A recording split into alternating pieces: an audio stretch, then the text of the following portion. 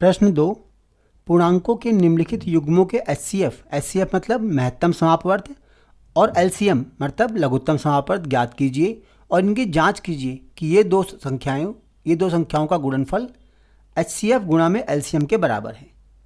देखो 26 से पहले यहाँ पे हम 26 के अभाज्य गुणनखंड निकालते हैं।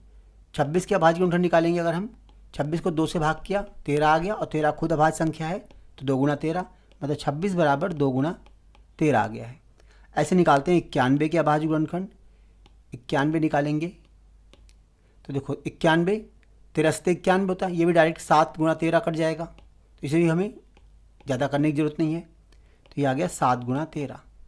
अब महत्तम समापवर्त वो चीज़ होती है एचसीएफ जो दोनों में कॉमन हो।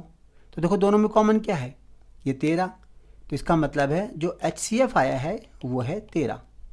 और एलसीएम क्या होता है, एलसीएम लघुत्तम समापवर्त मतलब जो कॉमन है उसे तो एक बार लेंगे ही लेंगे, और जो कॉमन है उन सबको लेंगे। देखो 2 ऐसे ही आ जाएगा और गुणा में 7।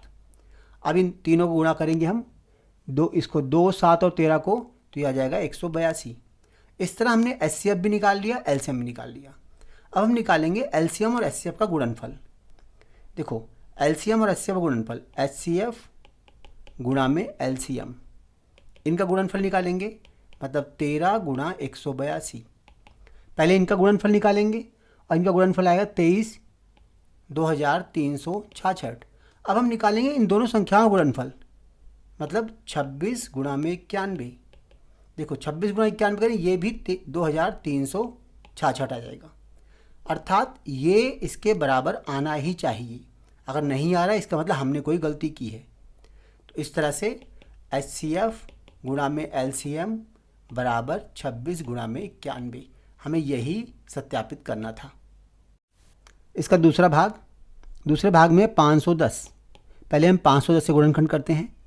510 2 से भाग किया इसको, 2 दूनी 4, 2 पंजे 10 और 2 पंजे 10, ये आ जाएगा। अब ये 2 से भाग नहीं होगा, इसे 5 से भाग करते हैं। 5 पंजे 25, 5 एकम 5। अब देखो 5 और 1 6, ये 3 से भाग हो जाएगा, 17 3 51, और ये 17 अभाज्य गुणनखंड है। अर्थात इसके जो गुणनखंड आएंगे 2 गुणा में 3 गुणा में 5 गुणा में 17।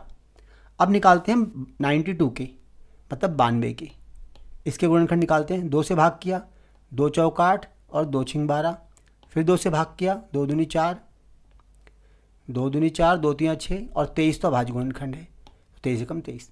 इस तरह से 92 के जो आएंगे यानी 92 के जो आएंगे 2 की घात 2 गुणा में 23। अब इसका निकालते हैं एचसीएफ। एचसीएफ मतलब महत्तम समापवर्त। देखो महत्तम में जो कॉमन होगा वो आएगा, यहाँ देखो 2 है और यहाँ भी 2 है, तो कॉमन क्या है, सिर्फ एक घात, सिर्फ 2। अब हम निकालेंगे अगर एलसीएम, इसका एलसीएम में जो कॉमन है उसकी बड़ी घात ली जाती है, यानी कि 2 की घात 2 आएगा, और उसके अलावा जो कॉमन नहीं वो सब आ जाएंगे, मतलब 3 भी आएगा, 5 भी आएगा, 17 भी आएगा और 23 भी आएगा।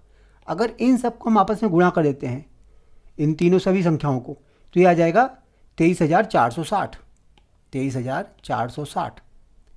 अब हमें निकालना है कि एलसीएम और एचसीएफ का गुणा, मतलब एचसीएफ गुणा में एलसीएम बराबर क्या आएगा। देखो 23,460 को अगर हम 2 से गुणा करेंगे, मतलब 2 गुणा 23,460, तो देखो कितना आएगा, 0, 6 दूनी 12, 2 चौक 8 1 9, और यहाँ 2 3 6, 2 दूनी 4, 46,920। अब हम निकालेंगे दोनों संख्याओं गुणनफल, मतलब 510 गुणा में 92, वो भी सेम यही संख्या आएगी 46,920। इस तरह से दोनों बराबर ही आएंगे। इसका तीसरा भाग 336 और 54। पहले हम 336 के अभाज्य गुणनखंड करते हैं। 336, इसे 2 से काटा तो 2 एकम 2, 2 छिंग 12, 2 अट्ठे 16, फिर 2 से भाग किया, 2 अट्ठे 16, 2 चौक 8, 2 चौक 8, 2 दूनी 4, 2 दूनी 4, 2 एकम 2। अब ये 2 से नहीं कटेगा, 3 से काटा, 3 सत्ते 21, और ये 7 एकम 7, अर्थात 336 के जो गुणनखंड आएंगे, देखो 2 कितनी बार आए इसमें, 4 बार, तो 2 की घात 4 आ गया, गुणा में 1 बार 3 और 1 बार 7। इस तरह हम 54 करते हैं, 54 के गुणनखंड। देखो 54 को 2 से काटा, तो ये आ गया 2 दूनी 4, 2 सत्ते 14। अभी 2 से नहीं कटेगा, 3 से काटा, 3 निम 27, 3 तिया 9 और 3 एकम 3, मतलब 2 गुणा में 3 की घात 3। अब इसका एचसीएफ निकालते हैं अगर हम, एचसीएफ मतलब महत्तम। देखो महत्तम में देखो यहाँ 2 और 3 दोनों ही कॉमन है, लेकिन कितनी घात कॉमन है? 2 में सिर्फ 1 घात कॉमन है और 3 में भी 1 घात कॉमन है। जब हम महत्तम समापवर्त निकालते हैं उस केस में हम जो दोनों की घात होती है छोटी वाली घात को लेते हैं हम, क्योंकि कॉमन छोटी वाली घात है।